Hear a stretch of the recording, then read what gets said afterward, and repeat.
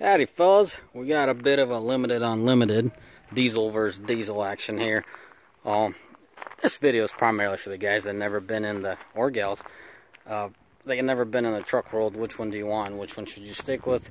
Very briefly, guys, there's no in-depth stuff here. Just briefly sort of guide one way, a person one way or another. So we're talking about a diesel versus a diesel and a limited versus a limited. We got 350 and a 1500. Guys, it's a huge difference, but for some of y'all, a bit confused. These trucks are top of the line. I mean, real deal here. They ain't no cheap stuff. Now, what's different about it? On the interior, the headliner, this one's black and mine is the tan one. That's my truck. And then things are marginally smaller in some areas. Like, this is all the same as mine, and then you'll have little areas like that. That's a little smaller than mine.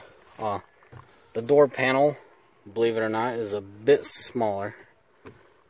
And then something else is a little bit smaller too. It's marginal. But overall, like for example, the dash is the same, steering wheel is the same. Really nice trucks, guys. Really good trucks. Now, you want a diesel. Diesel yields primarily two things. More power and more fuel efficiency. Which is true if you're taking the longer trips. Now, I'm not going to go into like deep stuff. I'm just going to guide a person one way or another, marginally. You know, help someone figure it out. You know, if you start your diesel in the morning and you drive for 5 minutes and you shut it off, meaning you live that close to your work or your school, wherever you travel to, I don't think you're really going to get the diesel benefits if you're trying to hit the gas mileage part. As of now, the high technology that they have with these trucks, meaning with the gas engines, you get pretty good gas mileage. Now, get that out of the way. As I said, mine's light. I don't really like it, but whatever. It's the only real difference there is. Oh, and the center console too. Let me show you this. That's what mine looks like. Big old box cut, card holder, and cigarette lighter. Remember I was talking about this? Look, I could shove, well, I can't do 4, but I could easily do 3 fingers in there, right? I'll just show you the other center console.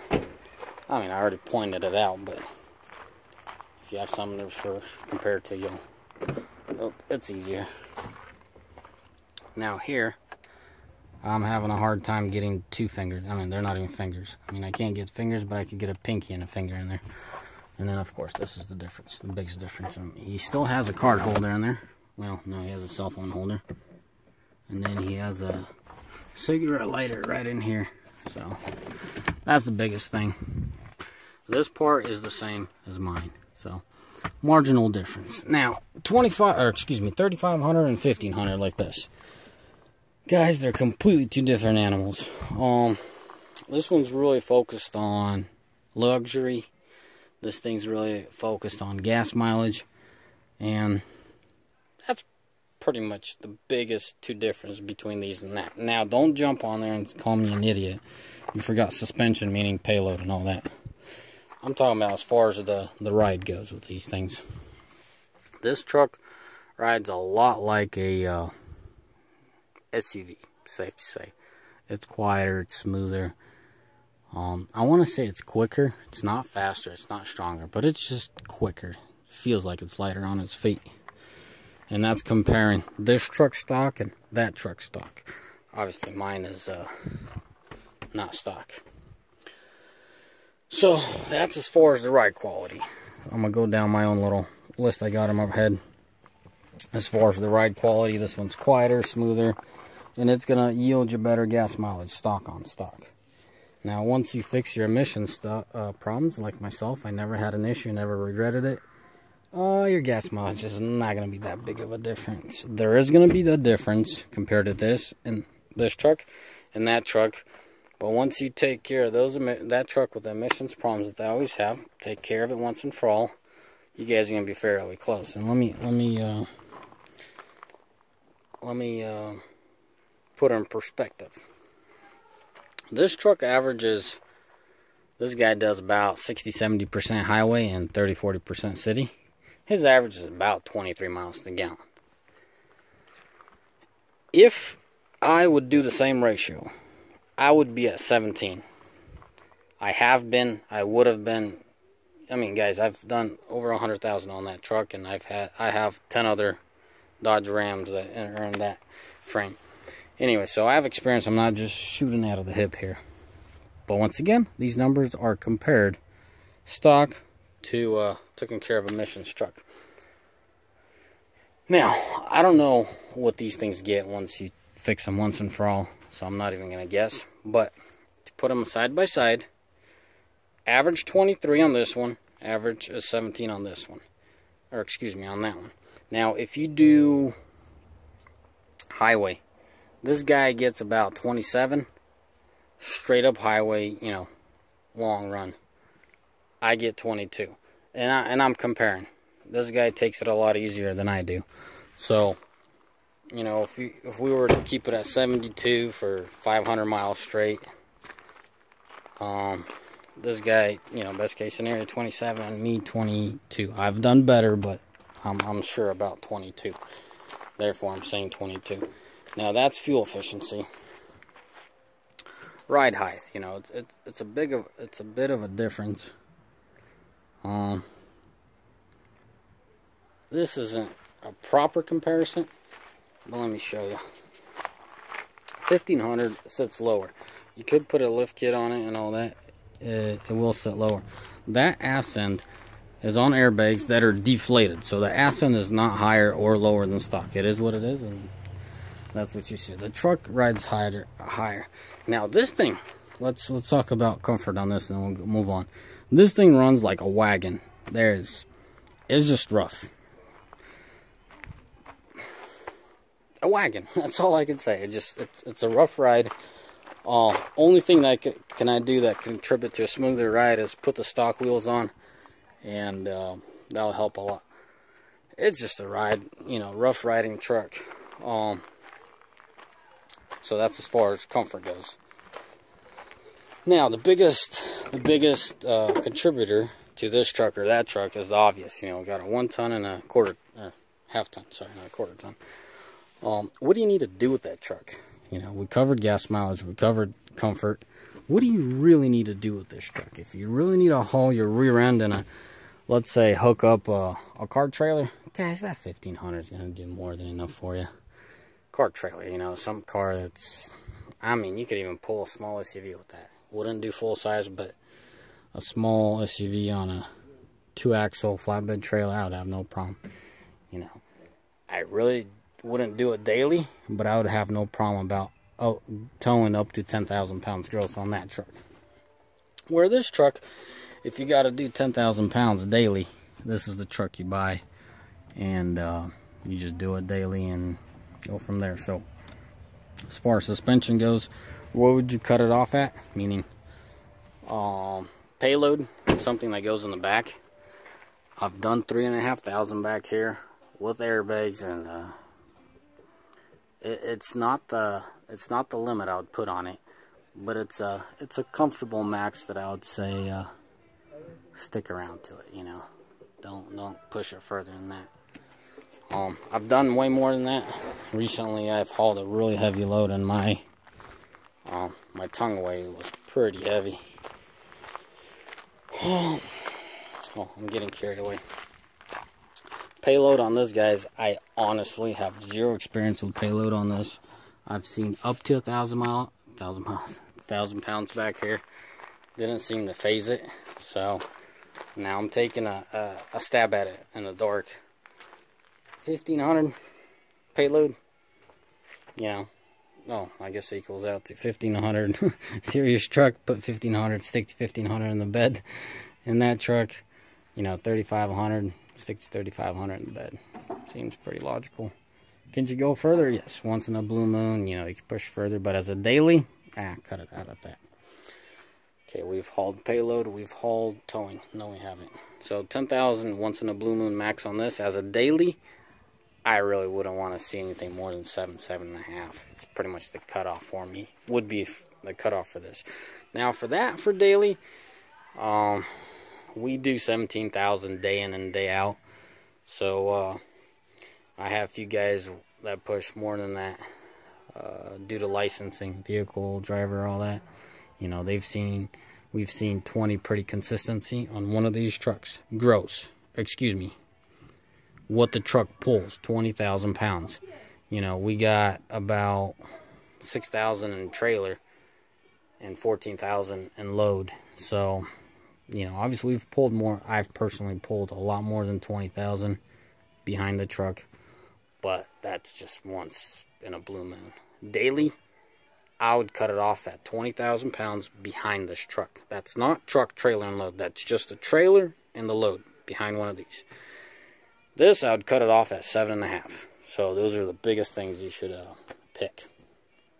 Now, as far as other contributing factors, I don't see any more of them as a major. And then you got preferences. You guys are going to start commenting, you know, this is a piece of crap, that's the gold, or that's the piece of crap, this is the golden truck. So everyone has the right to their opinion. You guys can state whatever you want, do whatever you want, but those are the biggest contributors. I hope I'm not forgetting anything. Pretty much comfort, you know, the way it rides, the way it sounds, and then capacity. You know, what can this truck do for you? So if you're just hauling your rear end around, now this is completely preference of mine. If you're just hauling your rear end around and you got to pull your toys, I'm talking about like jet skis, a little boat, you know, sleds, you know, snowmobiles. Guys, this is more than plenty. If you're like myself, you work your trucks, I mean, and you work your freaking trucks, well, that's where you'd go. And then, you know, I'd cut it off at 20,000 pounds. If you load them properly, you won't have any problems. I've done it numerous times, and there ain't a problem pulling 20,000 pounds behind it. Now, I'm talking about dailies. Anything past that, I would cut it off. Now, let me underline something. That is not bumper pull, 20,000 pounds, guys. 20,000 pounds is crazy for bumper pull. I don't care how you load it, what you load. You're asking for trouble for single rear wheel. You just don't have enough traction, period. There's no argument behind it. It's just stupid to argue anything else. Gooseneck 20,000 is a whole different ball game. It does it just fine. If you load your trailer properly, you just keep on trucking. No one's going to mess with you. Bumper pull, I have very little experience with this truck on bumper pulls. I've pulled 8,000 pounds on a bumper pull on this thing. It's just nowhere. Didn't bother it at all. So once again, I have no experience as far as maxing out bumper pull, but I would say probably about 12, 14 to my logical, you know, what I'm understanding. I have a neighbor that pulls 16 day in and day out. I never hooked up to 16 with bumper pull, so I can't tell you jack. So my thing is, if he's doing 16 day in and day out, I mean, he has his truck figured out. So I say you should have no problem at 16 day in and day out. But that's probably as high as I ever would go on a bumper pull. Now, don't cuss me out, don't bombard me, but that's my experience. That's what I have to prefer to you, and that's what this channel is all about. I ain't the guru of diesels or these pickups. I just have a lot of experience with them. This one, minimal. I mean, close to none. Those, oh my goodness, I got more than plenty. I could tell you whatever you need to know about those pickups. Guys, and don't freaking ask me legal questions. I'm never going to answer the legal questions. Don't ask any legal questions, because you're not going to get an answer from me. Hell, if you want to try, go ahead, try, but I'm not going to give you legal advice. I ain't an attorney. I ain't jack squat, you know. I'm just regular Joe that hustles every day, does what he has to do, and gets things done. I will make a video. I know I've said this in other videos, but I will make a video how much I don't like these compared to BMW and how BMW is better than this.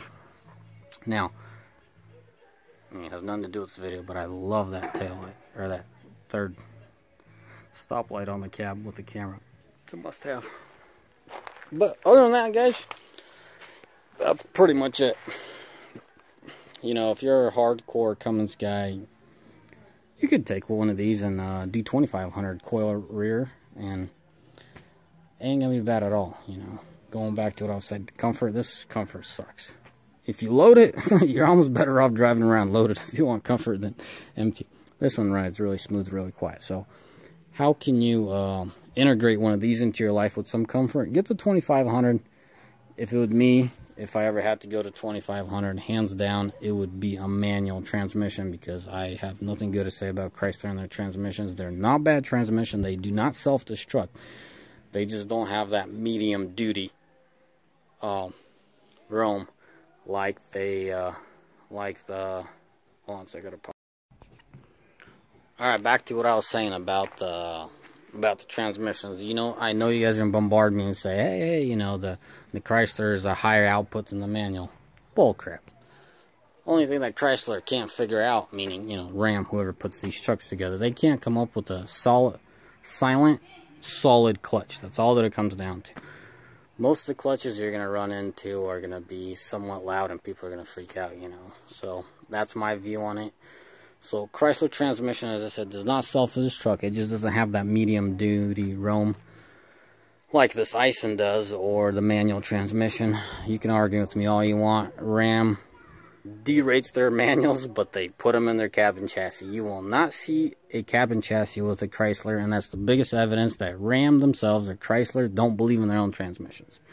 You'll see an Ison, and you'll see a manual and a cabin chassis. Cabin chassis is a workman's truck where they outfit it with the utility bed, and they drive around most of the time them by themselves, meaning the pickup, but it has a really heavy utility bed, so therefore, there you have it. You know, Chrysler knows themselves, those transmissions, their own transmissions can't handle it, so they go and, you know, buy from Ison, which is pretty much half Toyota, Japanese, and then they go out and buy from Mercedes, their manual G56. So, for integrating a Cummins for a daily, I would probably be a crew cab, short bed, manual, 2500, a daily driver for me. I'm a die-hard Cummins guy. I love my Cummins, and it really doesn't float my boat over a few miles to go to equal diesel. Now, if you want absolutely most comfort out of a truck and fuel efficiency, you hit the jackpot right here. Something about Chrysler, Fiat not putting these out on 17. Just ran across that recently, but I haven't looked into it. So maybe you might want to jump on them while they're still available. Anyways, guys, as always, have a mighty fine day, and let me know what you guys want to know. Once again, I'm not going to answer legal questions, but when I have the time, I will sit down and answer all the questions I can.